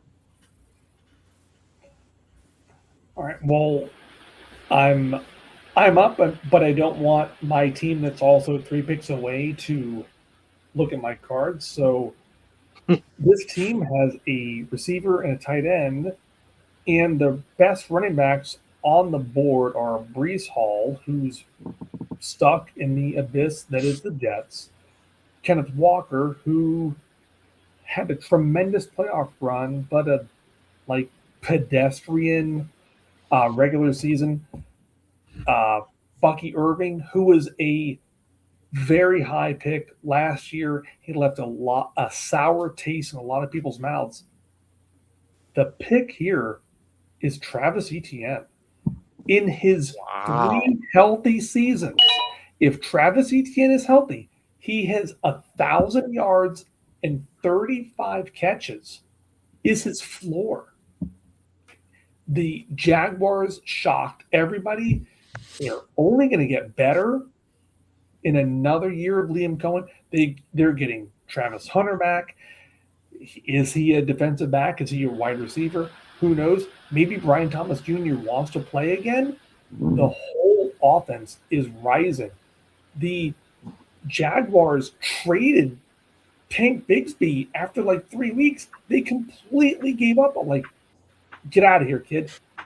Bashal Turin was, he played exactly like a 4th-round pick would. It's Etienne's backfield in a phenomenal offense. He's going to be slept on draft day. I really like this pick here. Yeah, and he's also a free agent, so he might be on. He could be in a better.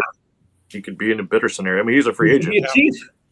That's what I'm saying. He could end up on the Chiefs. He could end up somewhere that's enticing. But he's been awesome. So he was in consideration. I like Brown over him, but I definitely was looking at him when I was on running back there. So this team is Achane and Pickens so far, which I'm quite happy with those as my 1-and-1 at the running back and wide receiver position. So pretty flexible. I'm really just looking at whichever the best player I like best on the board here.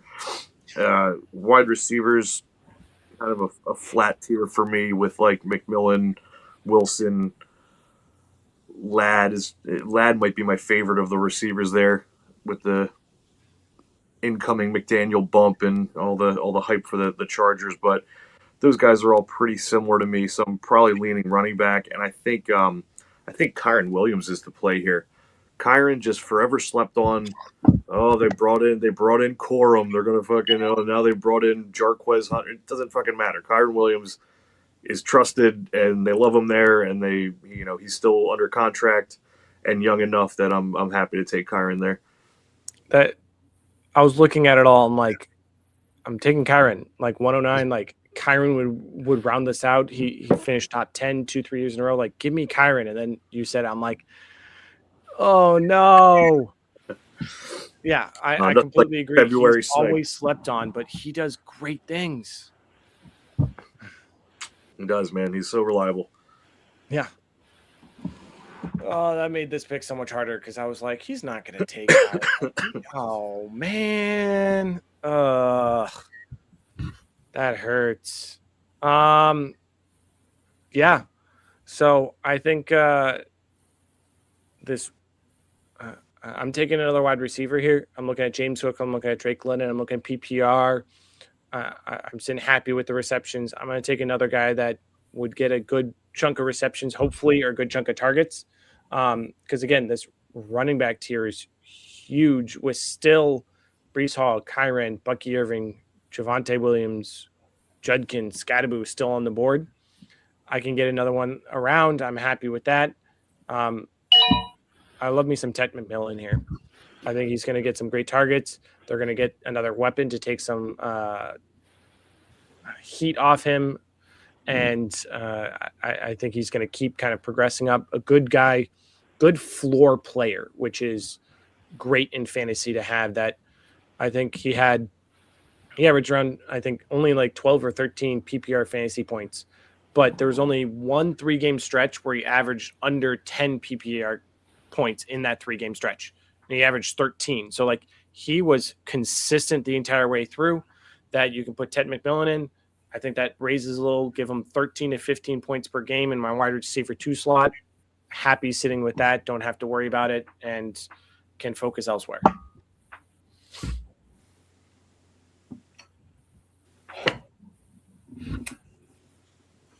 Man, there's a player I want here, but for the sake of giving good advice, I'm going to pivot away from said player. You have to tell us who you want then, if you're not just going to leave us hanging. With 206 vacated targets, Ladd McConkey feels like a solid play here. He's getting the Mike McDaniels upgrade, whatever that may be. But McConkey didn't look great. They threw to Keenan Allen 133 times last year. Like, yeah. There's a reason that they threw to a ancient Keenan Allen over the young stud of McConkey and Quentin Johnson. There has to be something that on the inside that we don't know about. A player that really came up, I think Jameson Williams is the pick here. He had some league-winning weeks. He had 2 duds, but I would think Jameson. He, God forbid anything, like if the Lions can't run the ball, if Gibbs continues to struggle, if Amon-Ra goes down, if Sam Laporta is not healthy, if Sam Laporta just never regains what he once was, they were targeting Williams a ton. And I love the upside there. Yeah.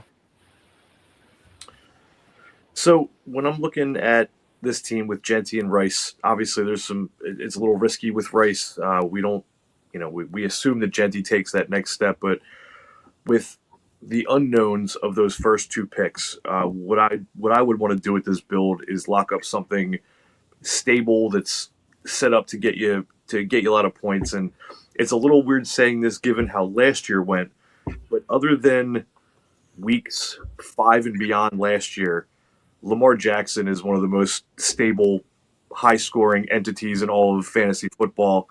And looking at the running backs and receivers that are on the board, I don't really view any of those as like locked-in stable points. So I'm going to take Lamar Jackson for that team and just hope that if Genty bombs a little bit or Rice gets suspended for a couple games, Lamar can get me some of those 30-point banger weeks just to kind of balance it out. So I think he's still my number 2 fantasy quarterback behind Allen. So I'll take him there for this risque build of mine at pick 11 there. Yeah, I like it. See, I'm the advocate of the later round quarterbacks. Get 2 in that round 7 to 12 range. It's tempting here, for sure. I mean, depending on your flavor, Jalen Hurts, Jaden Daniels, Drake May did great things. Burrow's back, Herbert, Prescott. Like, there's a lot that's potential here, and I expect probably a chunk of them to go in the 4th and 5th round in general drafts. But I'm sticking, we're only doing 3 rounds, so I only get 1 pick here technically. But on the turn, I'm looking to probably take one of either position probably to stay flexible with both having large tiers, wide receiver, running back, that if I can keep that flexibility and like who I'm picking, that's where in this case I would go wide receiver, running back, and that opens up whatever I want to do on the next turn as well. That's kind of why I like these turn picks, is depending on who you like, what you do. But there's many different ways to go about this, again, because of how the tiers are. But there's one player that I think is going a little under the radar just because of how it was. He looked great to start the season, got injured. But oddly enough, it feels so weird to say. Normally in ADP wise, most people would probably take Bucky Irving here, thinking he has that high ceiling. He did great things, but I'm not as much of a fan. I think Judkins here. I mean, he looked really good last year. He had that injury, but that was also before Cleveland really figured out their offense. That was still when Dylan Gabriel was running things and Shooter Sanders wasn't there. Not to say Sanders is the answer, but they were still trying to figure things out. And, Judkins came into the game very late. He had that contract dispute, didn't sign with them. He had that legal issues. And so he was pushed off quite a ways in regards to him getting involved into the Browns organization, that giving him a full offseason recovery and them knowing a little bit more about their offense.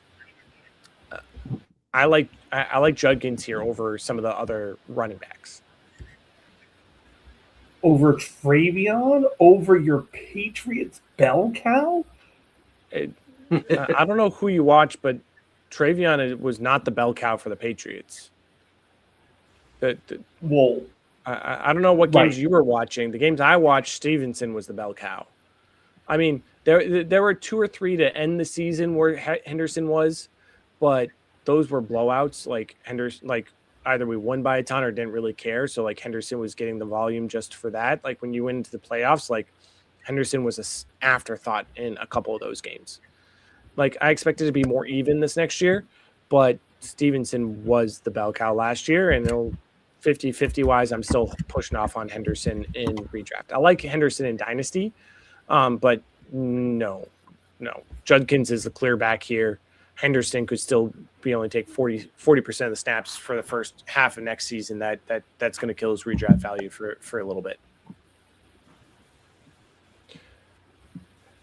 I don't know why I wrote third round reversal here. I apologize for that. I'm just noticing this wasn't a third round reversal. No, that's only for dynasty startups. Yeah. There's no.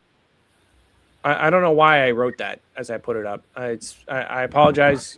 It's been a long week, but thank you for those who just didn't care or noticed or recognized we're growing here.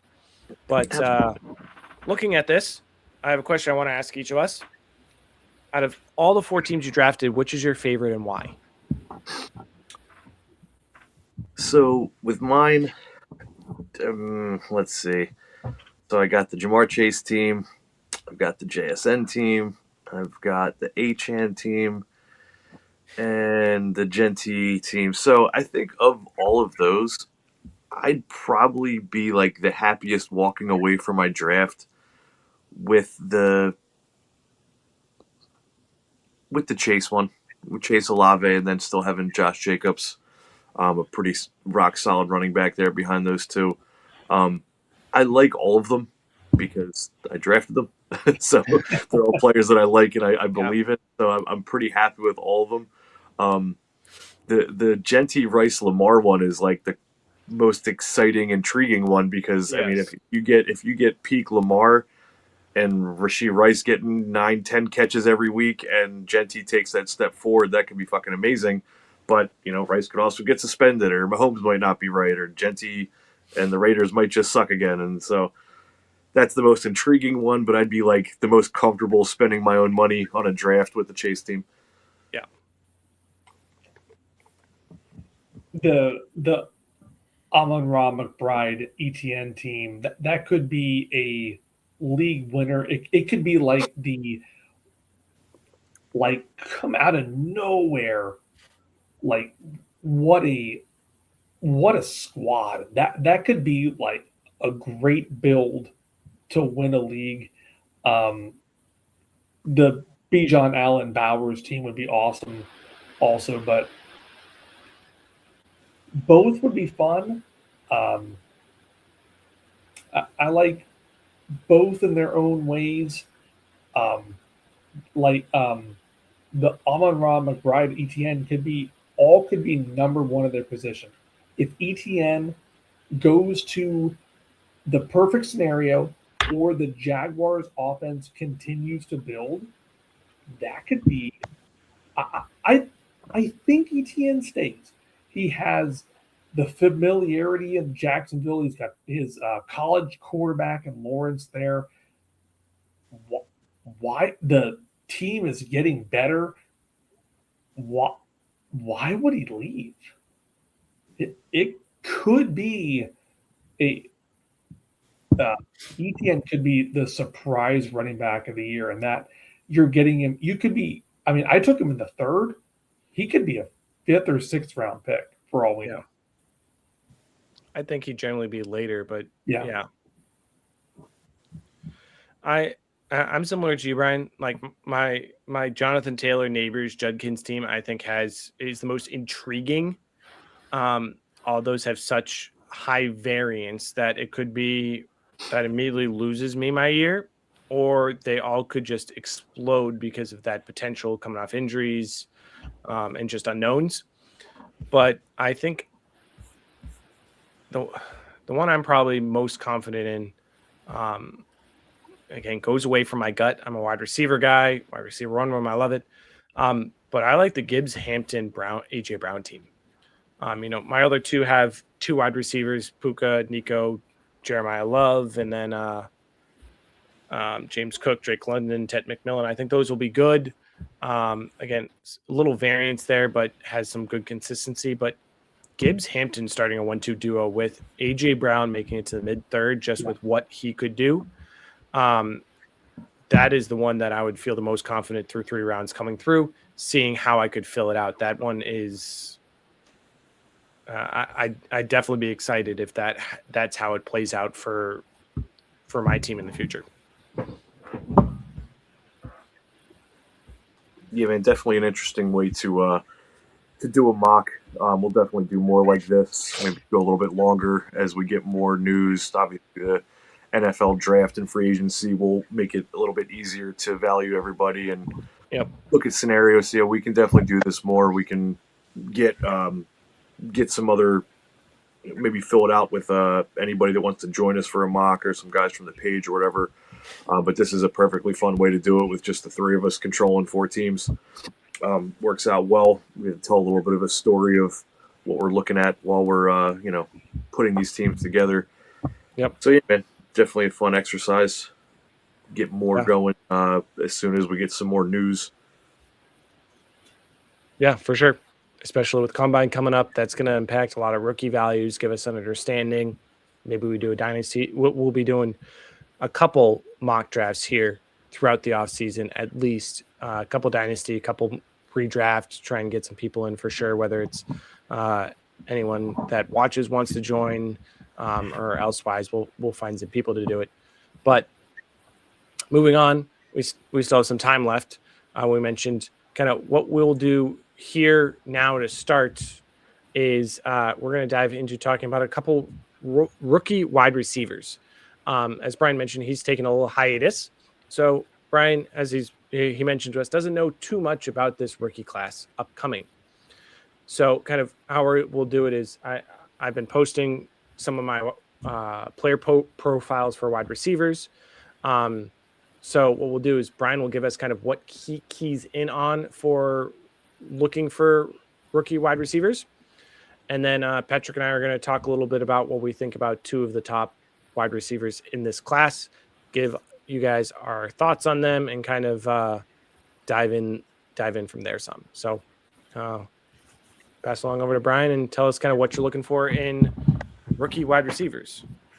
Sure, man. So this time of year, I really don't know jack about the incoming rookie class. I haven't dug into it much at all. Not too many of like the pods that I pay much attention to, or like scouting guys. And I haven't really dug too much into that yet. But I'd say that the main thing I do is I listen to people that do it for a living. NFL scouts, former NFL scouts, guys like Daniel Jeremiah that just spend their whole entire calendar year just talking about these prospects and everything. So listening to people smarter than me, probably first and foremost. But what I actually look for once we get the breakdown that these are the top, whatever, these are the top 6, these are the top 7 rookies in this class. What I like to see is an early breakout age. The perfect example of why a late breakout age is generally a red flag is Xavier Legette. Xavier Legette played like 5 years in college, did absolutely nothing, and then his 5th year, when he was like a grown man already, he was basically just dunking on children and had this just astronomical season that didn't look anything like his other college years. And sure as shit, Xavier Legette, I'm pretty sure the Panthers would take that pick back. I think they took him with like the last pick in the first round, or the first pick in the second round, was it? One of the two. But I'm pretty sure they'd rather have spent that pick elsewise. So definitely the early breakout age. That's a big one that I've, that's not a me thing. That's something I've heard from smart people for years, and it usually does play out. So I'd like to see them have some production in college other than their final year. I would definitely like them to be from a bigger school where they're playing other big schools.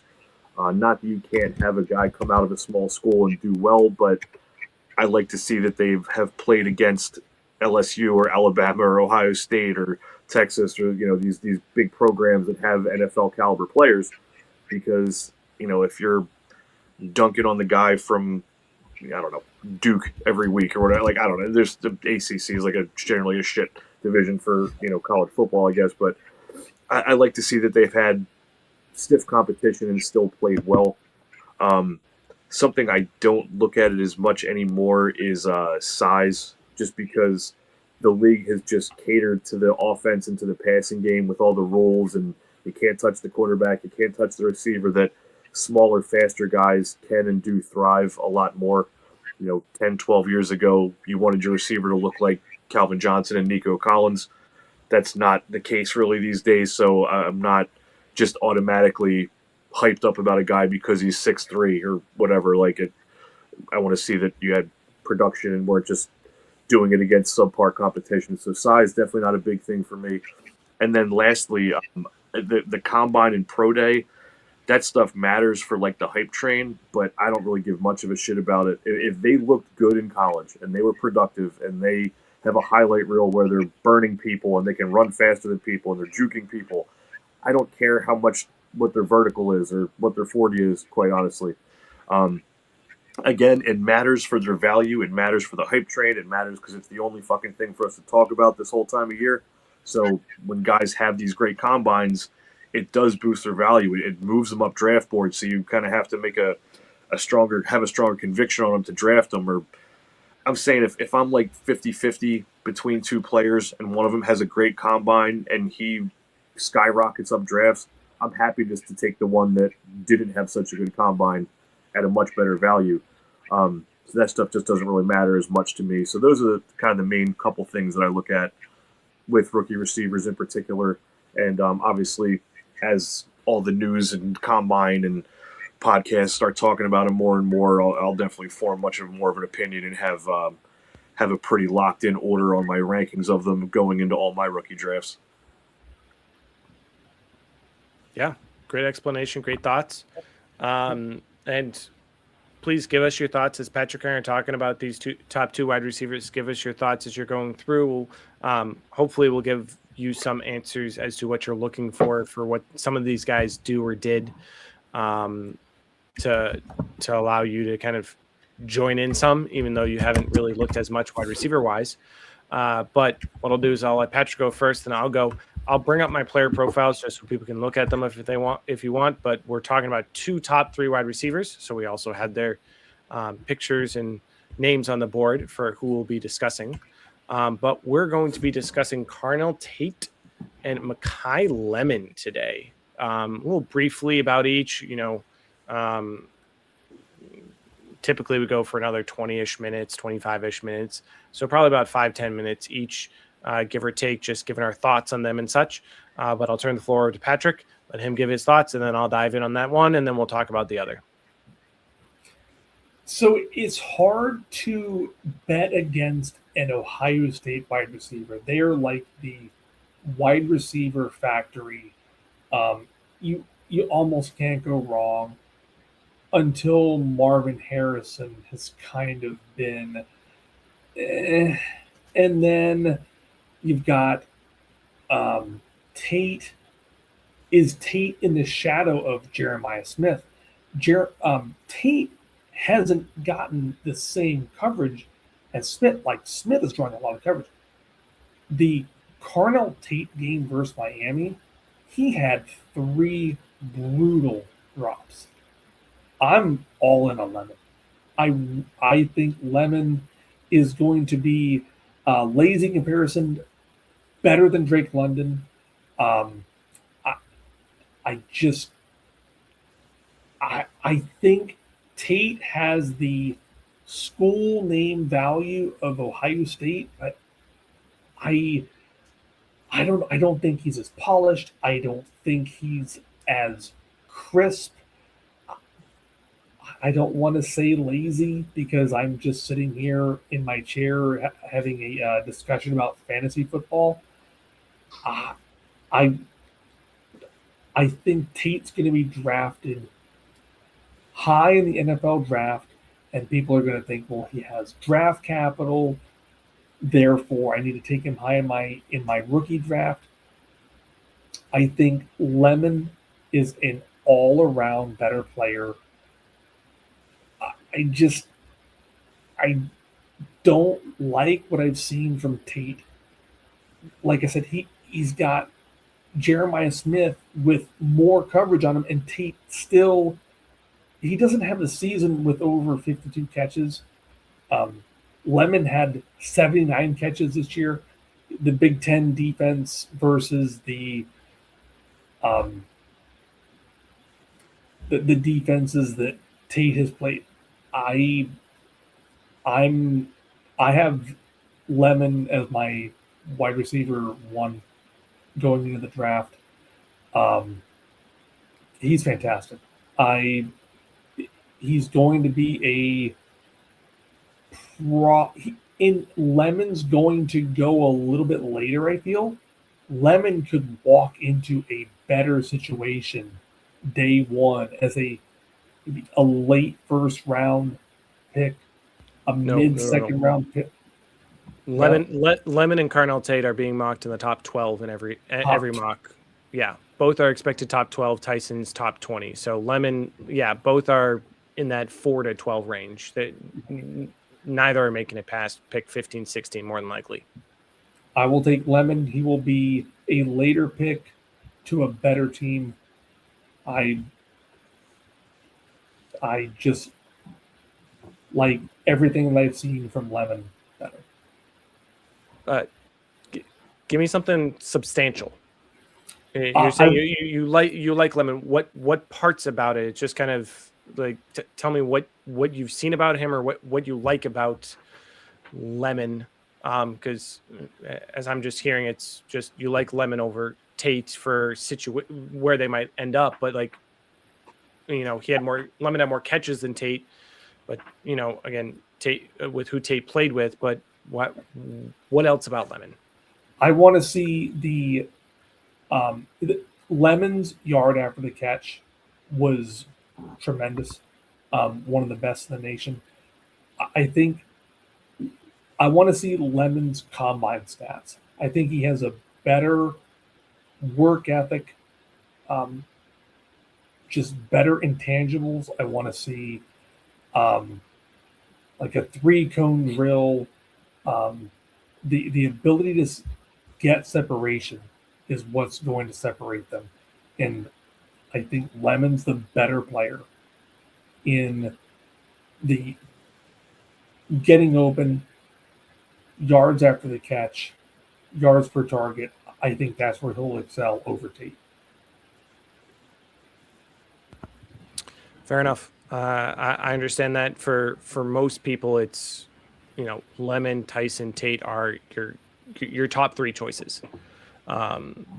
So just to explain a little bit about my player profile here, what I have is I have a wide receiver model that dives into 12 to 15 college stats over their career in college, which what it does is it takes each stat in a different, weighted in a different manner. And the way I weighted it is based on, I did a base study of 75 to 100 wide receivers that we knew how good they were in the NFL already, to see what stats were good at correlating to NFL success, what weren't, and kind of how that worked out. And that's where I get these percentiles. Is these percentiles are in comparison to every other player, which at this point 150, 200 plus wide receivers. Where did their stats through college percentile was compared to all these other guys? So that's where I have my overall tier, my class rank, the percentiles, and then the presence tiers, dominance and efficiency. Think of the very simplistic way to put it is think of dominant as your outside wide receiver and efficient as your slot wide receiver. When you're thinking of a slot wide receiver, you think of someone quick off the break who has who's not necessarily the fastest, but has a lot of acceleration, who's a great route runner, has great hands. It's going to get you that yak ability. Whereas that dominance guy is, again, the immediate thought is when you think of dominance, for me at least, is Calvin Johnson. When you think of him on the goal line and there's two cornerbacks literally jamming him right there, like that is the most dominant wide receiver is ever going to be. And so what these do, again, is using these stats in different proportions to tell me how good they are, kind of roughly in what makes up an outside or a dominant wide receiver, a guy who's going to go out there and do big things, or one who's just going to, slice and dice you. You're not going to stop. You're never going to stop him, but you're going to slow him down. So dominance reflects a fantasy scoring ceiling, and efficiency is more that floor, that consistency element. So looking at Lemon and Tate some, I have them, again, ranked 2A, 2B, right back to back. And I think you kind of hit the point on Lemon, Patrick. When you're looking at Lemon's yards per route run and his yak ability, those are through the roof. He had over 500 yards after the catch this year. He has a career over 3 yards per route run. There's a stat of, it seems a little thrown together, these 4 stats, but it correlates. There's, for first round draft picks who have had over 500 yards after the catch in any season, over 20 missed tackles in their final season, and a career 3 or greater yards per route run. The players who have done that are Ja'Marr Chase, CeeDee Lamb. There's one other, I don't know if it's Michael Gallup wasn't a first round pick. JSN was like 1 missed tackle for loss off, and Mekhi Lemon. So like when you look at that, you're like, he's amazing. But when you look at Mekhi Lemon, didn't really break out till his last year. So his breakout was when he was 21 years old. Sure, he had decent receptions in yards his sophomore year, but he wasn't huge. He had 763 yards on 52 catches sophomore year with only 3 touchdowns. He jumped that a lot this last year. But when you compare stat-wise even to Carnell Tate was a wide receiver 2 on his team, and he did better than Mekhi Lemon. Like when you look at Carnell Tate, he played with Marvin Harrison Jr. in his prime. He played with Jeremiah Smith, who seems to be like the next best wide receiver ever. Played it with Emeka Egbuka. Like, he played with 3 amazing wide receivers and still carved out a role for himself in that even if he goes to a team with a top wide receiver, the only one really in the top 10, 12 that has that would be the Chiefs or the Giants. But it seems like he could still do well for himself. So let me talk a little bit about for me, Lemon. I think that's his yards after the catch and yards per route run is really what separates him. But after that, he's kind of average or below average on a lot of other things. For me, that means he needs to go to a team which has a quarterback that can get him the ball, a good above average quarterback. When you're looking at yards after the catch, it has to do so much with, can the quarterback get you the ball accurately? Because if he can't, you're going to be thrown off balance. You're not going to be able to get those yards after the catch. Whereas Tate, I think, is more well-rounded in that he has more, in his final year, he had more yards per run. He has more touchdowns. He didn't, like, some of the raw numbers he might not have as much as Lemon, but when you take into account who he played with, there's the factor of that teammate factor that really boosts Lemon through the roof, which is what I think, or why I think many people have Tate above Lemon, is that teammate factor that Tate has that Lemon doesn't. One other thing I want to add before want to add real quick. I'm adding one other final thing to my wide receiver model. So right now you see my wide receiver model really comes down to the dominance and efficient tiers, and then the percentiles kind of tell me the strengths and what players need to succeed. I'm adding a breakout score to my model. This isn't just a breakout age. Brian mentioned breakout age. Breakout age is valuable to know. When did they start producing at elite level? I have a breakout score that I've named the breakout consistency score. It's not just when did they break out, but did they break out early, and did they continue to grow, and did they continue to produce at an elite level? An example would be Casey Concepcion. He's projected as a late first round pick, but when you look at what he did, he broke out early. He broke out at 19, but he didn't really improve as he went along in college. He did very similar things. So I care about if they broke out early and if they continued to do well. And oddly enough, Colonel Tate and Mekhi Lemon fell in the same category when you take that into account. So they have high scoring on my model, but they have a low breakout consistency score. Tate's because he had that teammate, but Lemon really broke out later on. So what, for me, again, I have groupings of players over the last 10 years that fall into this group. And what I found is that the consistency of these players isn't necessarily always there. It's kind of what I've dubbed the fluctuating or fluctuant group.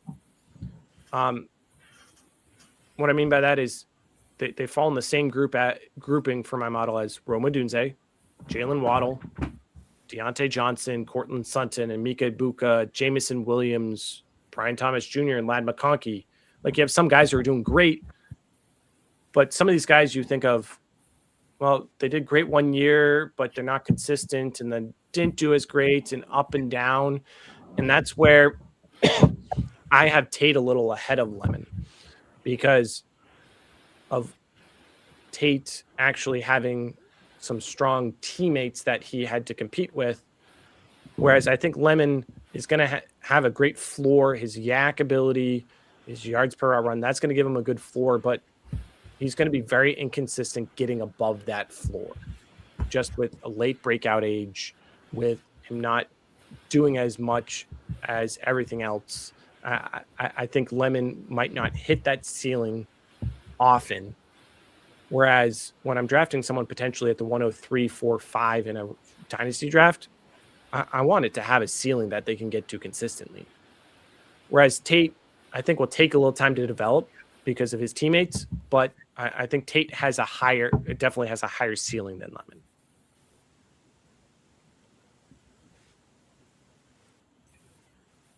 Yeah, I just can't see a pro comp in Tate, and like I haven't seen Tate be a difference maker in the way that I have with Lemon.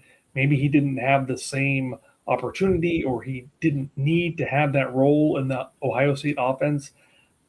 I feel like Tate's going to be drafted as a wide receiver one on not only his pro team but on your fantasy team, or he's more of a complementary wide receiver two on his team and on your fantasy team.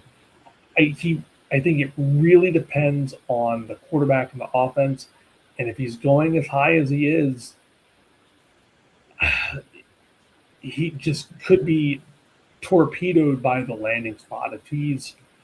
If he goes to the Dolphins with a whatever's left of Tua, Quinn Ewers, new offense, if he goes to the Browns with Shadir, and like, I think being as good and as touted as Tate is, going that high will mess up his fantasy value. See, I think Lemon's landing spot matters more because if you're yak based, a QB getting you the ball well on time is very important for that ceiling. And so if he goes to a place that doesn't have that consistent quarterback, right, that torpedoes Lemon more, whereas Tate, I think, I mean, some of those landing spots you mentioned, I would love for Tate. If he went to Miami, pair him up with Waddle, I like that. I like some of those spots in the extent of it might take him a year to kind of break out some. But I think he can break out of, again, what I call this fluctuant tier of high-scoring models with low breakout scores just because of who he played with, that he has a chance to kind of break out more. Whereas, I mean, if you're going for, again, I'll bring Tet McMillan up. I think fantasy scoring-wise, what you're getting with Tet McMillan is what Mekhi Lemon's going to be. Right. But it's going to stay about that range throughout his career. Whereas I think Cardinal Tate has a lower floor, but a higher ceiling potential. A year of Quinn Ewers throwing to Cardinal Tate, it doesn't feel like a player I want to draft that high. But maybe the Dolphins have a renowned fate in Tua. Maybe. So I'll just chip in with, yeah, these guys both seem to check all of my boxes. We're talking about Ohio State and USC, two big powerhouse schools that play legit competition. So that box is checked. They're both going to be drafted extremely high in the NFL draft. So that box is checked. They produced in college. Neither of them just appeared out of nowhere this year. I know you said Lemon was like 700 yards or something his prior year. So yeah, I got it here. Tate was 700 on 52 catches his sophomore year, and I think Lemon was very similar. I think 52 catches on just over 700 yards. Awesome. Their sophomore years were very similar in that regards. Yeah, so they're sophomores. They're only 19, 20, whatever at that point, and they're both producing against good competition. So these guys really do check all the boxes for me. As I get to look at some highlight reels and hear other people's opinions on them, that'll help me kind of push one over the other. But these two are obviously like two of the three, if not the best two receivers in this class. They'll be drafted super high. They'll be very high rookie fantasy picks in dynasty leagues. So I will keep an eye, and sounds like these guys are probably the third and fourth picks off of the board in most rookie drafts after loving Mendoza in Superflex leagues, but we'll see. Yeah, the other top wide receiver we didn't mention is Jordan Tyson. He's in the NFL draft. He's projected to go after these two, but he's right for fantasy purposes up with these two, in the extent that Jordan Tyson has, in theory, a better profile overall than both of these easily. He's missed multiple games all 4 years of college due to injury, so he's injury prone. He's my wide receiver one if his landing spot puts him as a wide receiver two or on a team, or a wide receiver one with other threats. If he goes to a place that he's wide receiver, if he wide receiver one, but there's not much else going on, he's going to be targeted too much. He's going to get injured. Whereas if he goes to a place, I think a few I mentioned with him potentially going later, if he goes to like the Ravens, something like that, or the Giants in the second round, he shouldn't fall to the second round, but like Giants in the second round, for example, with Dart and Malik Neighbors, something like that for Tyson would be amazing. Like that's what I'm looking for him. If he doesn't get the right landing spot, I think Tyson drops below these two for me just because of the expected wear and tear on his body. So that's why, but he's projected to go later in the draft, which is why these two are the main two to kind of discuss right now. I like Tyson a lot too, but you're exactly right. Injury, Arizona State, the caliber of the defenses he's played, it's not the best apples to apples comparison, but I like Tyson quite a bit.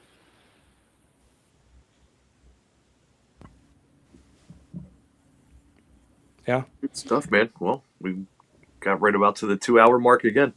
Yep. Keep looking out on the Fantasyholics Facebook page for more player profiles coming out. Myself and Tier 1 Quarterback are putting out player profiles almost daily, generally 5 to 6 times a day. We're throwing out 5 to 6 times a week. We're putting out player profiles. He's throwing out not just quarterbacks, but he is a tight end and a running back model. So he's thrown out some great ones for some up-and-coming running backs. Calron Allen is the one that came out for him today. I actually put out one earlier today, this morning, for Casey Concepcion. I know he's the wide receiver 4 to 5 on many people's drafts. He's down to 7 for me, but can climb up some. So take a look at that, see what you think. Plus, there are some other ones that have come out throughout the last week or two. We've each posted at least 5 or 6, if not more. So those player profiles are great to look at now. We'll post more about them post Combine as well. Give Combine a couple weeks to settle down, for agency to settle down, and we'll go through that. And we'll be talking about that closer to and post right after the NFL draft too. So I'm keeping out on all of that. There's some great stuff that's being posted on our Fantasyholics page. Most of it is being put on Twitter X as well. But there's some great stuff. If it's not, take a look at our Facebook page, and there's some great player profiles, great analysis and breakdowns on all of those guys. It's not just here's the profile. We're writing paragraphs upon paragraphs explaining what we think about them and diving into them. So please take a look at that. There's some great profiles out there already talking about all these rookies. If the stars align, I already am going to trademark one of the best nicknames in the NFL. If Casey Concepcion goes to the Steelers, he's Immaculate Concepcion. That's for you old school football fans. You'll know what I'm talking about. Yeah. Steelers is not a space I would like to see him go. I think I mentioned today, I think there were 2 or 3 that I mentioned that would be great spots for him coming out. Just that I think he needs a little time to develop. He fits kind of a tier 3, just a brief thing on Concepcion is he fits a tier 3 breakout or year 3 breakout. He fits a very similar model to players like Quentin Johnston, who Zay Flowers, Wan'Dale Robinson, Drake London, Chris Godwin, all who put up 0 top 25 wide receiver performances in year 1 and 2. And there were 3 or 4 top 10 wide receiver performances from that group in year 3. So I would expect him to be a year 3 breakout. He needs some place to develop. If he goes to a place where he's wide receiver 1, going to be targeted a lot, or has a terrible quarterback, it's gonna struggle some to him, because other people in this tier are Elijah Moore and Tutu Atwell, who did absolutely nothing. So it really depends on where he goes for that breakout. And Steelers they got no quarterback, and DK Metcalf seems to be a little bit of a shell of himself. I think if you go to San Francisco, Patriots, Buffalo, who all seem to be in that late first range, or if you can make it back to the Giants in the second, something like that, I think would benefit him greatly. So he's one I'm a little lower on right now until I know landing spot, and landing spot could jump him up. But he doesn't necessarily have that raw talent or that breakout that I think his is more landing spot dependent than others. The combine will tell us a lot. I should do solo one week, because I could talk about these wide receivers for 2 hours plus straight. So I'm sorry if I talked a little too much about all this stuff and my stuff. So bonus episode, man. Just the Zach wide receiver special. Yeah, that would be fun. Don't put those ideas in my mind. I'm just saying, you could do it. You could do it. We've got the platform. Yes. Yeah. Sounds good. Anything else you guys want to add before we call it? No, I think we're good, man. We'll catch you guys next Tuesday. Thanks for tuning in. Yeah, throw us a DM or a message or comment if you want to get involved in any of these mocks with us. We could definitely get that set up, and you can mock with us live right on the program. Yeah, that'd be a lot of fun. Yep. Tell us where we're right, where we're wrong, why we're. What are you taking that guy there for? So many people have these opinionated hot takes on the page. Put up or shut up. Come on. Join the mock with us. Yeah. That'd be great. Sounds good. We'll catch Have a good night, everyone. See you next week.